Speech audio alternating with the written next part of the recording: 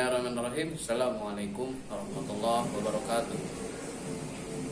Nama saya Miki Arganesa Putra Ramadhani dari kelas 6A pagi, Fakultas Agama Islam, Prodi Pendidikan Agama Islam, akan menjawab pertanyaan UTS mata kuliah Filsafat Modern. Dosen pengampunya Bapak Mas'ud. Jawaban yang pertama yaitu filsafat Indonesia merupakan sebutan umum tradisi kefilsafatan masyarakat Indonesia. Istilah filsafat Indonesia sendiri berasal dari judul sebuah buku yang ditulis oleh Muhammad Nasrun, yaitu seorang guru besar di Universitas Indonesia dalam bidang filsafat.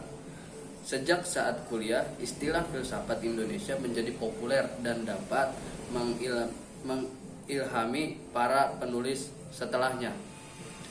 Para pengkaji filsafat Indonesia merupakan definisi istilah filsafat Indonesia dengan beragam penjelasan, karena Muhammad Nasrun sendiri tidak pernah memberikan penjelasan mengenai filsafat Indonesia. Ia hanya memberikan penjelasan bahwa filsafat Indonesia adalah bukan filsafat Barat maupun Timur.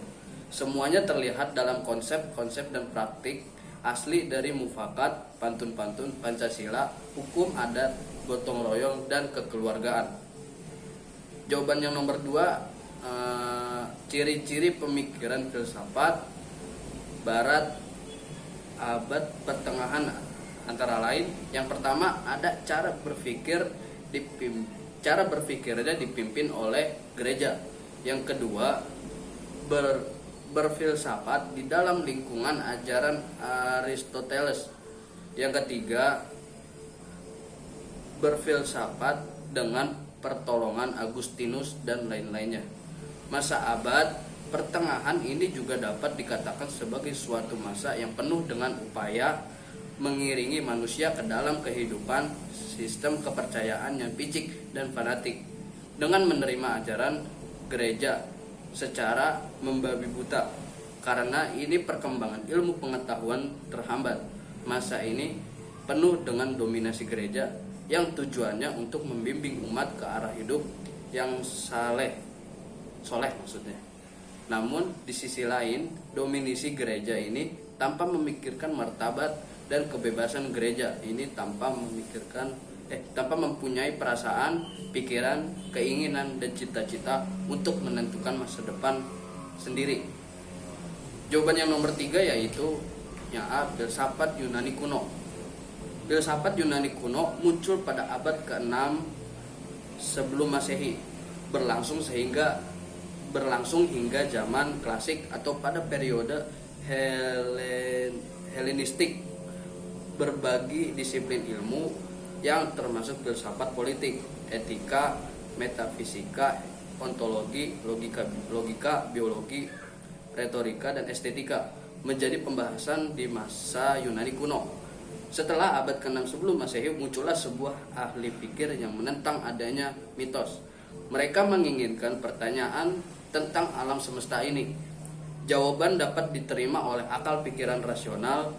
Keadaan ini juga dapat disebut sebagai demitologi, artinya suatu kebangkitan untuk pemikiran untuk menggunakan akal pikir dan meninggalkan hal-hal yang sifatnya mitologi. Kemudian yang B, ada filsafat Yunani klasik. Pada perkembangan ini filsafat sangat pesat karena besar minatnya mungkin orang terhadap filsafat. Aliran yang mengawali periode Yunani klasik adalah sofisme. Artinya sofisme yang dalam arti ialah cerdik dan pandai keahlian. Sofisme ada di dalam bidang bahasa, politik, dan retorika, terutama tentang kosmos, bukan magicom ya. Dan kemudian dari kehidupan manusia yang dapat membawa perubahan budaya dan perbedaan. Sekian itu jawaban dari saya. Mohon maaf kalau misalkan ada salah-salah kata.